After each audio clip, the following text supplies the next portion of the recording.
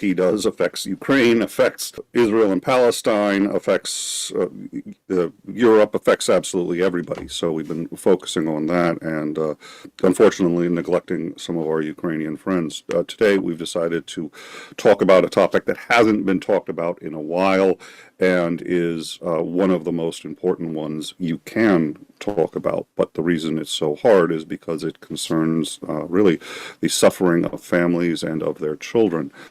What we're going to do here before we begin is I would like to briefly summarize a article from the Institute for the Study of War. It came out March 24th, 2025, so it is a very recent article entitled, "Putin is Still Stealing Ukrainian Children."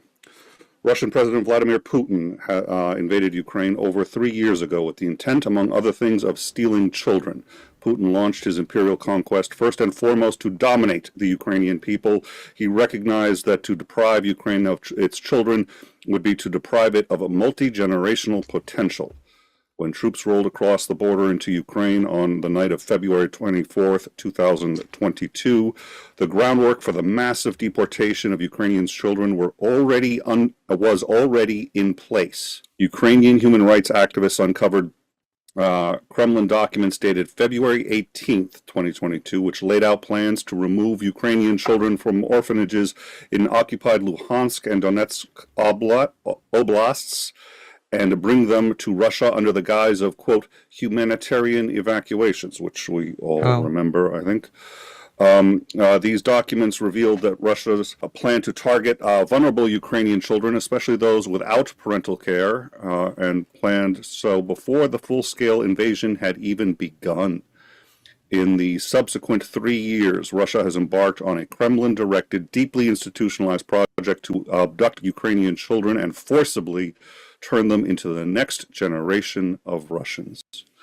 Ukraine has been able to verify the deportation of 19,456 children to date, although the true figure is likely to be much higher because Russia has targeted vulnerable children without anyone to speak for them. Yale's Humanitarian Research Lab places the number of deported children closer to 35,000 as of March 19th, 2025. And Putin's Children's Rights Commissioner, Maria Lvova, against whom the International Criminal Court issued an arrest warrant in March of 2023 for her role in abducting children, claimed that Russia has accepted 700,000 Ukrainian children between February 2022 and July 2023, a terrifying benchmark for the lengths that Russia is willing to go to rob Ukraine of its own people. Let's see, there's one other, I'm not going to read the entire thing. International law expressly forbids the forcible transfer of children from one group to another for the purposes of destroying in whole or in part a national or ethnic group, and considers these violations as constituent acts of genocide. Yes. The crimes against children have been well documented and started before the war. Putin signed a decree in May of 2022 providing for a simplified procedure for the acquisition of Russian citizenship for children from Ukraine who were, quote, left without parental care and incapacitated persons, children left with, which amounted to the legalization of processing deported Ukrainian children and forcibly granting them Russian citizenship. With the framework laid before the full-scale invasion, the Russian occupation officials have blatantly advertised programs that take Ukrainian children from their homes in occupied Ukraine to Russia under a variety of guises, such as camps for their supported rest, relaxation, and rehabilitation. As of March 19th, Zaporizhzhia Oblast occupation held, let's see, plans to remove some. Well, I think we're going to get to that. All right. So, long story short, they planned, even before this, to take as many children as they could. They built an infrastructure, including the legalization of or naturalization of these children into Russia, and have been unfortunately doing a lot with them. Today, we welcome a guest, Lucy Haza. to Haza. Haza, sorry, Yes, yes. to join us to discuss what is happening with Ukrainian children in Russia. Lucy, welcome. Thank you so much for joining us. Thank you for having me here. Thank you very much. The story of the kidnapping of children is actually a very interesting one because it starts with in 2014, even before that, with a figure that is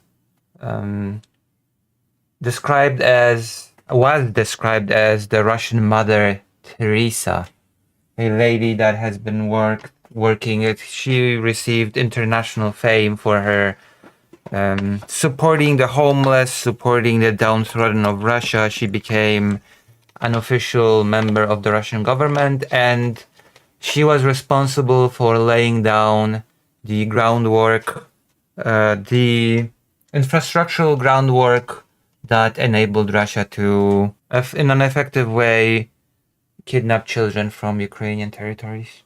She died in an accident, and then the mentioned in the article, Lvova Belova, I'm never sure how to pronounce her name. The lady that is the representative for the rights of children, that of course also supports and actively takes part in the kidnapping of children. The one who is also, there are 2 arrest warrants currently on Putin himself and on her. But the kidnapping infrastructure was developed by Dr. Lisa, the Russian Mother Teresa. There's a whole documentary about her, actually. All right, well, real quick, just because we got 2 super chats. Dunk on you, $20. Working but listening. This is so very important. Thank you, sir. Slava Ukraini. Well, thank you. I'd like to thank Lucy. It was Lucy's idea. Lucy approached us with coming on to discuss this, and I think it's in fact, well, I'll get to that in a second. And also, Dunk on you gave us gifted 5 memberships. So thank you, Dunk on you, for your continued support. We really do appreciate it. Broadcast cat, yeah, that's when you work on in time, you got to be subtle. You got to move like that. So Lucy, you're actually just back from Ukraine. Yes, I've returned. Yeah, I've returned very recently.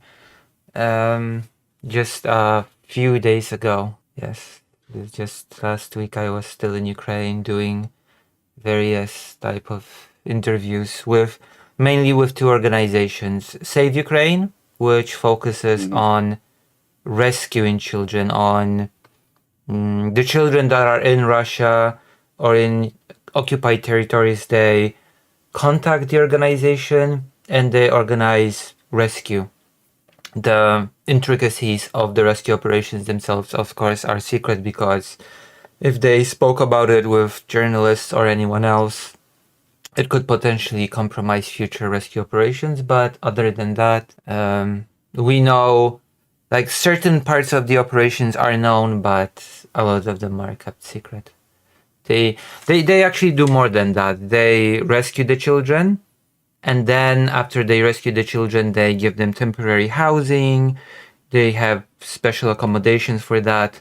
They help parents who potentially are in any financial or psychological trouble. They offer them assistance as well, in order for them to be able to get back on their feet. So there's a very comprehensive support for the families, not just rescuing, but also the aftercare of the children. And I think I cut you off. So they started this in 2017. 2014. Oh, the rescue to Save Ukraine. No, sorry, the actual kidnappings. Yeah, 2014. It started from the beginning of the conflict. Yeah, the infrastructure was put in place by the so-called Russian Mother Teresa, who had a very positive international opinion because of her work towards helping the downtrodden, which is sadly her legacy became laying down the groundwork for the kidnapping of children. So what is Russia's interest in this? Why they clearly have planned this, and it's not an accident. It's not just an opportunity that arose. It's something that they've been very deliberate about. Why is that, do you think? Well, there are a couple of reasons. One of them is, of course, because Russia is in a demographic crisis, and rather than try to do any sensible, what's the English word? I'm forgetting. I've been forgetting words lately. Policy. Any sensible policy to combat the demographic crisis that Russia has been, I think, tackling since the 90s, I believe. They kidnap Ukrainian children to basically bolster their numbers. That is a very crude way to say it, but that is actually one of the reasons. The other is, of course, to erase Ukrainian as a people. That is a very common method that is used in war. As we know, Nazi Germany has been doing that en masse towards Polish people, Ukrainian people as well. Slavic people, they've been kidnapped and moved to Nazi Germany to be raised as Germans. My grandfather was actually, in a way, one such child that was kidnapped from Poland and moved into Germany. But in his case, he was moved to a concentration camp along with my great-grandfather, and then adopted, sort of, in a way, rescued from the camp and adopted by a German family. And according to Yale University, the numbers of children kidnapped, again, very hard to tell. And Russia has claimed credit for taking 700,000, which is fortunately unlikely that it's that high. Ukraine can only confirm about 20,000. It's a bit complicated because both of these numbers, in a way, are true. 20,000 is true and hundreds of thousands are true because we have to differentiate two different types of children. And I think a lot of the media does not do a very good work to distinguishing the two different groups of children that are being kidnapped. One is unaccompanied children that don't have any guardians, don't have anyone with them, and that's the 20,000 number of unaccompanied children that don't have anybody, like in the direct vicinity, because a lot of them do have somebody, but they're just not close by. So they are counted as unaccompanied, and they are kidnapped to Russia, right? But there are also accompanied children that are with families, guardians, loved ones, for example, in occupied territories.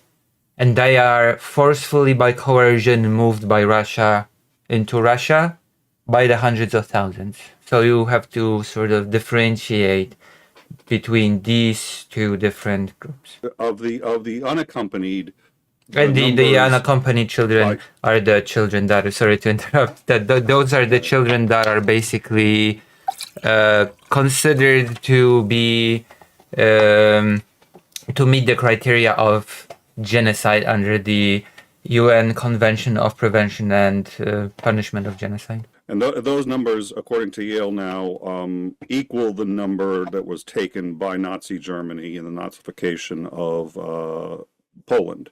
Is that accurate? I think so. Which is, of course, why I'm interested in the topic, because it is a little bit personal. Xandering, how are you? I am hot and driving through the middle of nowhere. At 120 degrees? No, it's only 112. We've all been... My bad.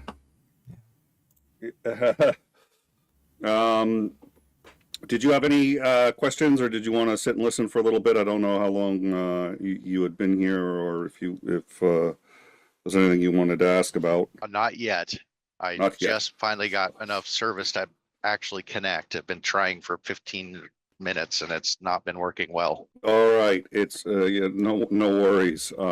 Lucy was apparently briefly Dylan Burns, is my understanding. I don't know. It's just going to be one of those shows, I guess. Sorry, what about Dylan Burns? Somebody in the live chat erroneously claimed that it said Dylan Burns for your name title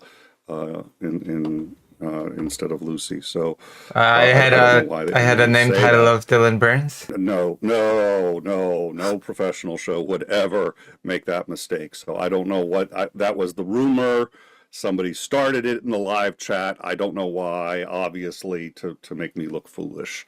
Vicious slander. Exactly. You see, his Andring knows what he's talking about. I see. Listen, maybe so, I just am secretly Dylan Burns. Yeah. So Russia kidnaps these children, and in general, these let's talk about the 20,000. It makes them Russian citizens as quickly as possible. It has an expedited system that it put in place before the war explicitly for doing this. What happens to the children at that point? When they are kidnapped? Yes. They are put there. There are a couple, of course. They are put in the Russian school system. That is very obvious. Mhm. They are put into adoption, of course. My gosh, so many things happen. Russia, of course, does anything in its power for the children to be not possible to identify. Unidentifiable. Yes, that's the term. To make it so that they can't be retrieved. Give them Yeah, names, their names are changed. Their wiped names out. are changed. Their dates of birth are changed. Interestingly enough, all that is changed. They're put through the Russian school system. Of course, the younger the age, the more difficult it is for the organizations such as Save Ukraine to identify them. When you are when you're dealing with infants, it is basically impossible to do so. Like, they are hoping that maybe some AI technology will be able to recognize infant-aged children. But right now, basically, if a less than a 3-year-old, 2-year-old, 1-year-old child is kidnapped, it is considered impossible to retrieve that child, basically, because they don't know who they are. They cannot identify themselves. They definitely cannot contact the organization. And they all look very similar at that age. 3 years later, even the parents wouldn't be able to identify them after 3 years. Yeah. So it's difficult. And very early on, the children are peer pressured. Of course, Ukrainian is being mocked. There's a big pressure to just relearn Russian. The children are being told by Russia that they are not really wanted in Ukraine anymore, that their parents have abandoned them, that they have no future in Ukraine, that the only future that they have is in Russia, to learn Russian, to become Russian, and in most cases, when it comes to the boys, to eventually join the Russian army. that is the best trajectory in life for them. And to that effect, they are not just put into the Russian school system, where they learn Russian, where they become Russified effectively, but they are highly encouraged to join Russian military organizations such as the very successful Yunarmia. Yunarmia is a paramilitary organization for the youth when they practice and train for their future military service. It is a state organized organization, and which involves high-level celebrities. It is there is a lot of hype around it. There's a lot of prestige around it. Joining that organization, it is a very, very deliberate system to militarize as many children as possible. And of course, which baffled me the most, which shocked me the most, children, not just kidnapped, but also Russian children, are told, among other things, that World War II never ended and the fight against the Nazis continues. Yeah, that's the one that's I think that's an evolving narrative, but it's one that really, I mean, it was part of the narrative for the initial invasion, was they had to denazify Ukraine. The idea that World War II never ended and that they're really essentially still, dear Lord. How many of these children, if any, are actually being deployed against Ukraine? Basically all that finish 18 years old, or rather reach 18 years old, are being asked to join. Children as young as 15 years old already receive summons. You have to prepare for the military. You have to prepare.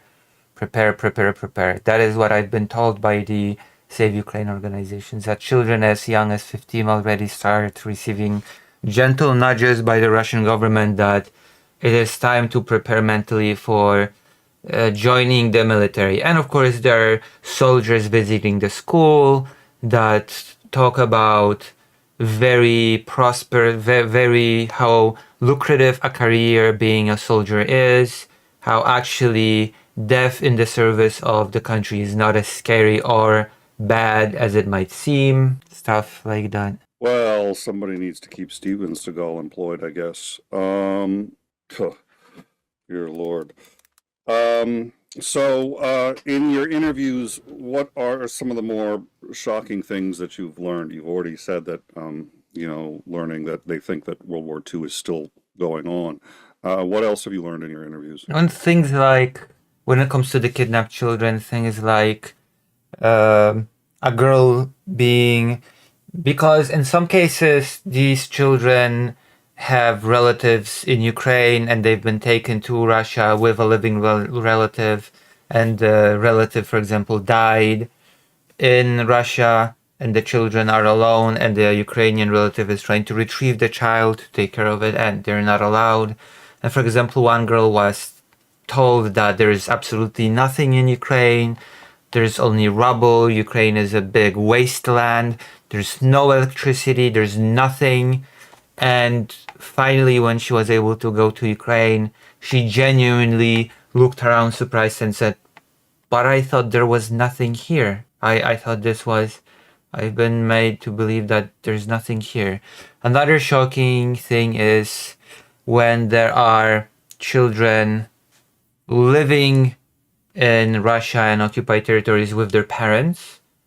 Children are being effectively turned into spies against their own parents, because at school there's this big element of teachers being respected, teachers having a lot of authority, and teachers are to be listened to.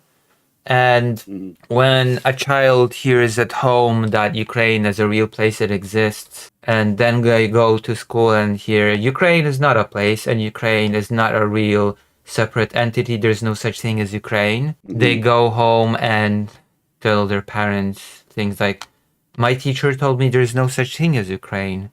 And at that point, the parents have a choice. They can either correct the child, teach them the reality of the situation, that Ukraine is absolutely a place, it exists, it is a separate country. But at that point, they risk that the child will go to school again and say, but teacher, my parents told me that Ukraine does exist. At which point, again, the parents will be visited by very unruly people and asked questions or more.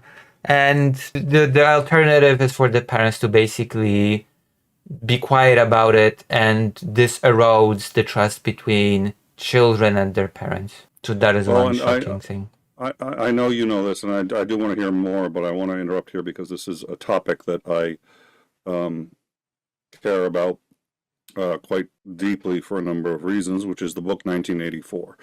1984 is a seminal work for so many reasons and important for so many reasons, but one of them is it shows you what the Soviet mindset, especially under Stalin, was. It's the book isn't fiction. It was mirrored after that and fictionalized, very much like Animal Farm. You could sit there and say Animal Farm is fiction. Well, of course it is. The pigs don't talk. Yeah. Horses don't. But it's all based on very real things Dynamics, that were happening.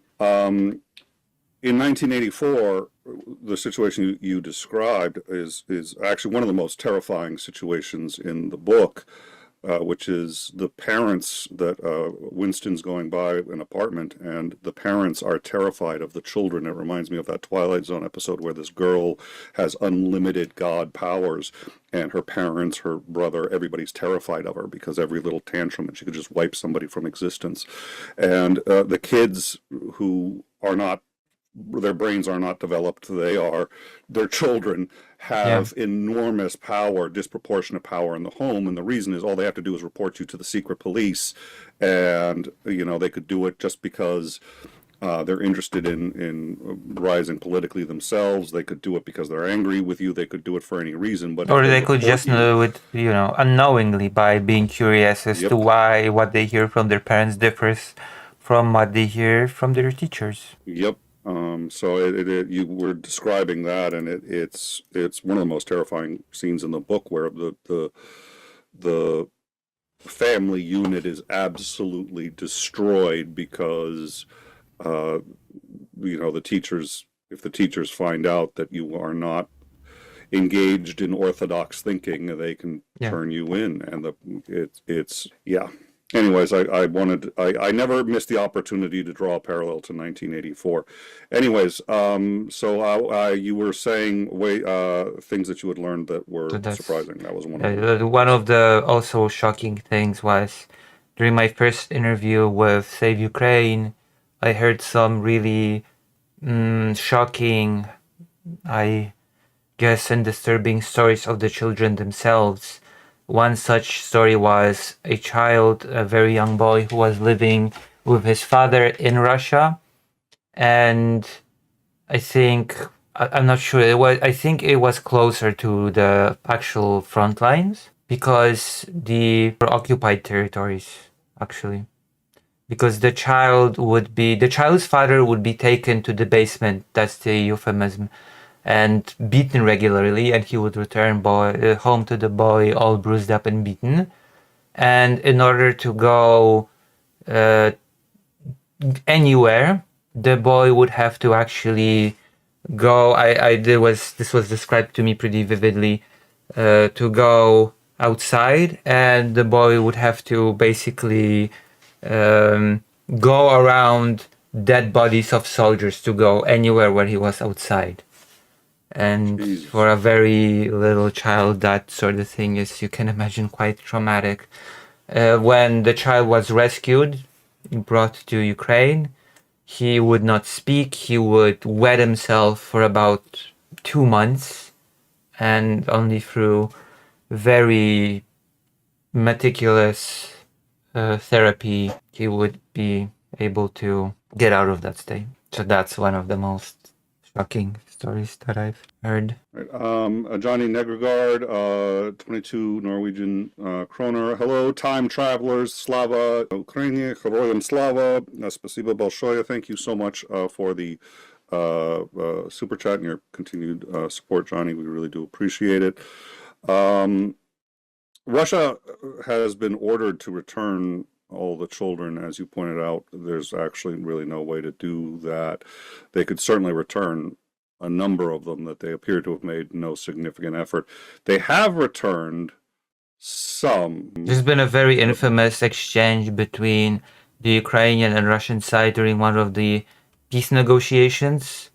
I think there was a demand of, was it 50 children to return them by the Ukrainian side, or 40 something children? And for that exchange, yeah. and Russia said that they could discuss returning a few of them, and added that Ukraine should not try to appeal to old, childless European ladies with that sort of talk. So that is Russia's attitude when it comes to returning the children. They have no intention to do so, and I am very worried that as much as Ukraine, not returning the children might be a deal breaker, I'm afraid that the other parties involved might not see it that way, especially people like Donald Trump. Well, and to wit, there's been a number of right-wing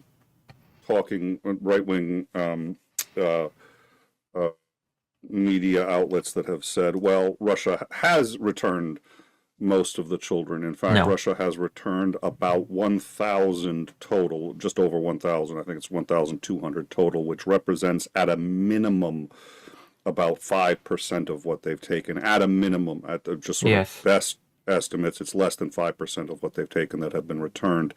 And I think returned is being used very broadly here. It includes kids that they didn't really take, so that were maybe in custody as lines moved, and instead of kidnapping and taking them back, they return them and say, we have now returned a child. It's not, it's one they didn't take. So those numbers are, but in the U.S. there is a growing consensus, including Donald Trump, that, well, Russia's really returned these kids, and so that's, yeah. I That is horrifying, actually. That is horrifying. And, well, there are Ukrainian organizations that are, of course, actively trying to rescue those children on their own. The children contact the organization via various social media and other means, and then the meticulous and difficult rescue operation begins with various secret methods for the child to meet up with the people that will move them across the border. There are two routes as far as I understand. One, which is the official route of gathering the documents, getting stuff done through the Russian government, and retrieving the children through the official Russian border. And the other method, which actually involves taking the children through the border that is much closer to the front line where the danger lurks. I actually really wanted to go near the front line to witness such a rescue operation, but that is something that is not easy to organize. Apparently in the past there was a bus of children near the border and the front line that was rescued, and they were en route to safety and they were hit by a drone. So we've had a number of frontline combatants on this show, and it's a and we're journalists. Very difficult. Yeah, and journalists. Yes, we won't name any. We have some that we may have had recently, and very recently blazoned on. Yeah. All right. You know what? You're a guest here. I'm just reminding you. Make one mistake, screw up one name, do a little misgendering. Lucy, Dylan, it's all the same. Exactly. It's you can see how someone could make that mistake. The long hair. Yeah. I don't see why people are like, okay, I don't see why people give me such a hard time about this. This is still a professional operation. Yeah. It really is. The only difference between us is that I haven't gone to the front line. So, and the only difference between us and, say, 60 Minutes is we haven't bribed the president with $60 million. Anyways, I couldn't help it. If you bribe Donald Trump $60 million, I'm going to be a little upset. Just give him an expensive plane. Yeah, I'll just call the Qataris and say, listen, can you order up a second one of those planes or just those? I'm sure actually I'd much rather have that golden McDonald's truck that just followed him around. It was part of the presidential convoy while he was in Qatar. Was the McDonald's truck? We had a picture of that. That was insane. That was insane. So I did want to point out to everyone as Andring is here, but out in the desert, has some connection issues. I'm not sure if you've heard enough or you feel like you confident that there is a question you could or would want to ask. I want to make sure you get the opportunity, but I'm aware that you really have not been able to hear the full show. So if you had anything you wanted to ask, I want to give you the opportunity while you hopefully still can. Yeah, you would think that if you had given me any kind of notice about we were doing a show and what time it was going to be and what it was going to be about, that I would have made because I'm a consummate professional, I would have totally gotten to an area where I had decent coverage instead of being out in the middle of the red desert, the Mojave. That I wouldn't be wandering around in the desert. At least it shouldn't hopefully take me 40 days to figure out how to get out. So Google Maps is a wonderful thing. So yeah, I blame you. So you blame but I did tell you. Oh my God, I can't believe I'm gonna have to show receipts. I'm gonna have to okay. This things just got. And by the way, it was 40. First of all, it was 40 years. Second of all, it was 40 years to go a distance you could walk in 13 days. And to correct Titan, Nick does not give notice to anyone. That is not true. Everybody saw when I gave Titan notice of a show. The show was starting. And everybody saw that because I gave them that notice about 30 minutes after the show had started. But they saw me do it. So there was absolute proof. I gave him notice, and I really did. I sent him the notice, To be and fair, I've been given notice in advance. he was you see, Dylan Lucy got notice. Yes. Okay, So well, you stick to your story. I'll stick to mine. And okay, with listening to some of the issues, it's like we got a real life, underground railroad going on, trying to rescue children that have been, abducted and are now being indoctrinated to and manipulated to essentially hate or question their origins and not want to go back, which unfortunately is a fairly easy thing to do with children, especially because they're trying to fit in as well. They don't want to be outcast. Yes. So we're talking about very weighty subjects, and then being out in the desert. California does weird things with truck speed limits, so I'm not legally able to go the speed all the other cars are, but I have to be able to pass people. And somebody is so petty that they flip me off. It's like I'm listening about a real life underground tragedy that's going on in the other part of the world, and somebody is so butthurt that they had to wait 30 seconds to get around me that they're going to flip me off. It's like doing this show has definitely put kind of the world in perspective. Yes. I mean, the part about peer pressure, the need to fit in is definitely true. That is definitely a part of. If you do not speak Russian, if you speak Ukrainian, you're treated worse. You are being laughed at, and basically you are being made to believe that this life is the only one that you have left. There's no going back till your parents have abandoned you, they don't need you, or are gone. So yeah, that definitely. And there's the element of yes. I was to say, what are the success levels? You mentioned the two different pathways for trying to get children back. What are like the percentages? I hate to say percentages, but what kind of success level is each strategy achieving? Is it like very difficult and they're only getting a few, or are they getting more? Are getting a few. As far as I understand, a couple of hundred of children have been rescued by Save Ukraine. I would need to check the actual number they say, but it's difficult because it all has to be done in absolute secrecy. It's like a spy movie. Like the elements that I've been told is basically, hey, go to this tree by this bench, and then you will receive instructions to go there, and therein you will have a contact and do this, and then you'll be able to be rescued. Because obviously this is a very delicate and secretive operation, being whisked away from a country where you've been adopted into a whole new family and you're being made to start a brand new life. And of course it all depends on the age of the child. If they can pull at certain age, the children have a pretty solid idea of who they are, what their real name is, their identity. But at a younger age, it's much easier to mold them into a completely new persona without them even realizing it. Well, and it's what kind of? Go ahead. That was, at least as far as Russia's concerned, it's kidnapping, and I suspect Russia does not take that very lightly. And you also do want to be careful that you got the right kid, because if you got the wrong kid, it is kidnapping. Yes. And you don't want to be. Well, usually the children. That's the thing. Usually the children contact the organization themselves. That's how the system works.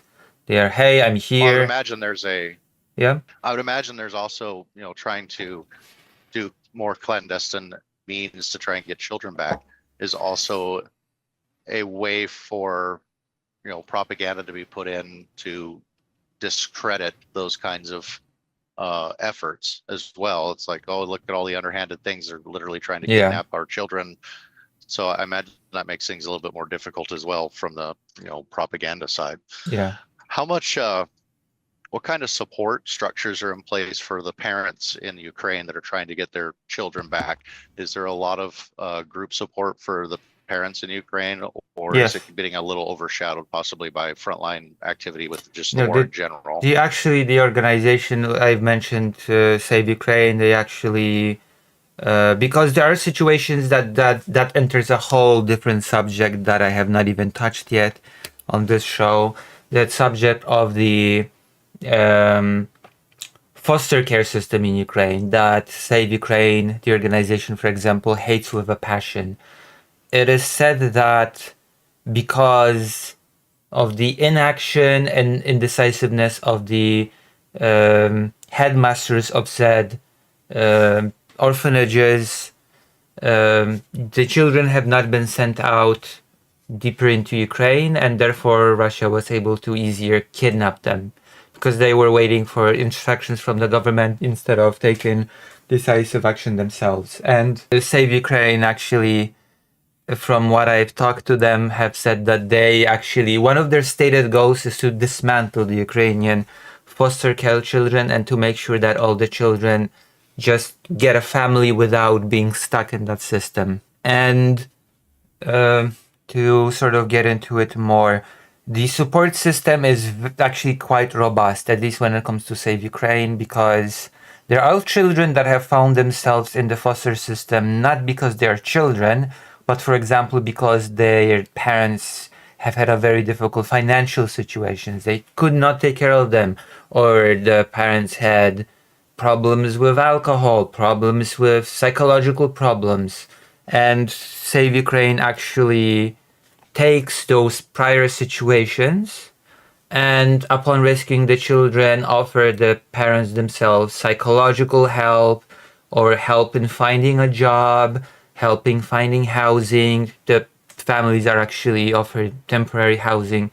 They're not fancy houses. They are those little areas where you have a series of little wooden barracks, I guess, little houses in which the families live for a few months at least, where the children receive mental health care, therapy, and many other things that they need after being kidnapped. And the parents themselves receive a lot of support. And of course, there are situations because as we've discussed, there are two ways of rescuing the children. And one of the ways is that the organization prepares the parent themselves to go to Russia and retrieve the child themselves, because Russia often says, if you want the child back, the parent has to go there themselves and retrieve them. I'm amazed that they even permit any of that. I suspect that that's a They small number put that roadblocks. successfully. They definitely put roadblocks. Yeah. So, all right. Before I have, I would like you to talk about the organizations that you've been working with. But before we do that, was there anything that you wanted to talk about that we have not hit on yet? Because I want to make sure that we've hit all the important areas. I guess I wanted to talk about the fact that my scope has broadened a little bit ever since I started covering the topic of children, and that is, I started with the kidnapped children, and then it broadened into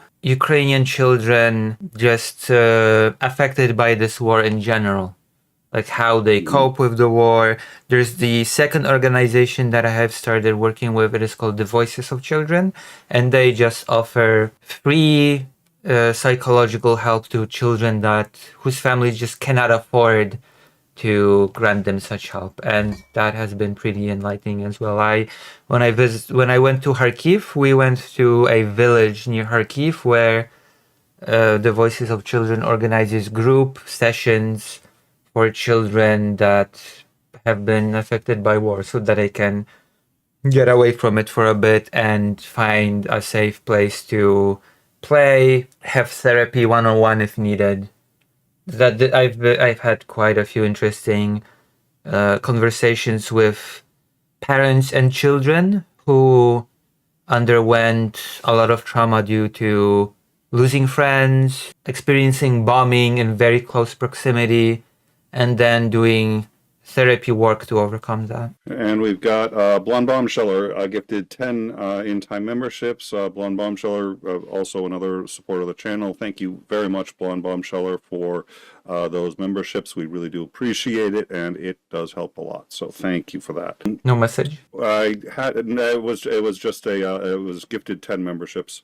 We don't allow her to super chat messages because they're usually like phenomenally insulting towards one of the hosts. I won't say which one, but I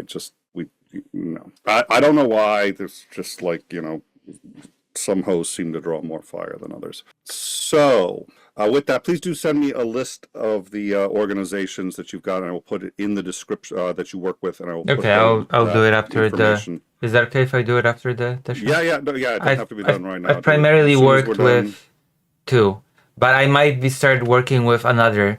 Anastasia told me that there's a really good organization in Kharkiv. She actually saved them from bankruptcy. They were getting very close to having to close up, but she was able to help them with getting the finance to stay afloat, which is a great thing. And I believe their name is Dusha Kharkiv, which means the soul of Kharkiv. Kharkiv, yeah, the soul. Dusha means soul in Slavic languages, I should say, because it's the same in Polish. Yes. We will definitely put the link for that in the description. And then what's the other organization you're working with? I'm working with Save Ukraine. They rescue children from Russian occupied territories. It is a pretty famous organization. And then there's a little bit less known Golosy Детей. It's the voices of children. They organize mental health care assistance to children affected by war. And could you tell us a little bit about your channel? We're dropping the link, and the link is in the description, but tell us a bit about it and what people can find there. Well, I'm Lucy Haze. I am,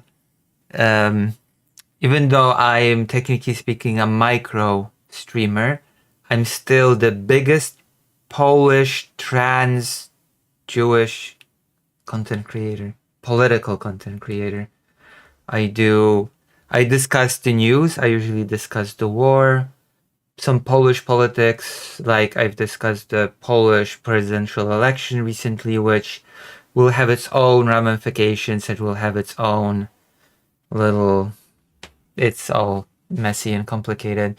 I do history. I'm a little bit of a history nerd.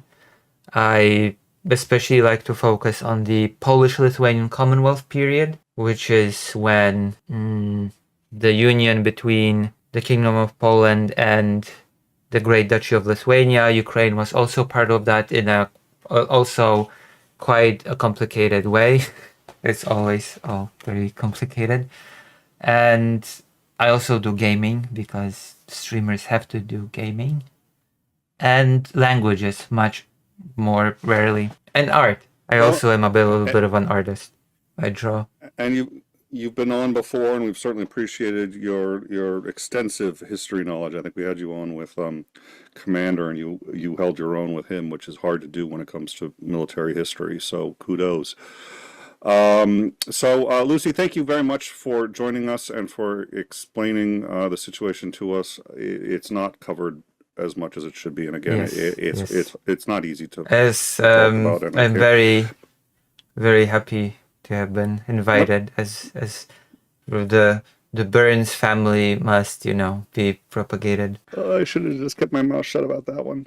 I'm learning in life that I am the cause of 90% of my own woes. I am my own worst enemy. Okay, I might need to, yeah.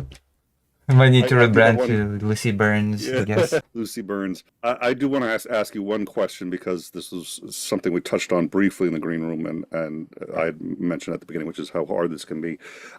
These kinds of shows aren't necessarily very popular. It's because they're downers, and nobody wants to. But they're extraordinarily important.